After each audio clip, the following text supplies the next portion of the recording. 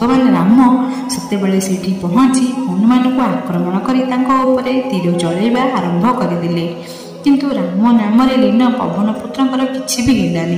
जितेबेले श्रीराम यह देखिले से असमंजस पड़गले। आउ से मने मने विचार कले जो भक्त मो नाम जपुची तार मु कौन यही भी किछि बिगाड़ी पारिबेनी।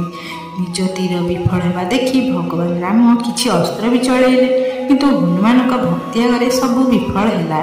किंतु प्रभु राम को भी गुरु वचन रखा थिला तो सी प्रलयकारी ब्रह्मास्त्र प्रयोग कले किंतु हनुमान राम नाम जप कारण ब्रह्मास्त्र भी विफल है।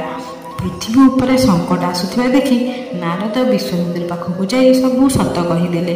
आउे विश्वामित्र राम को वचन मुक्त करदेले। तापरे देवर्षि नारद यह सिद्ध करदेले जे राम नाम स्वयं भगवान श्रीराम कठू भी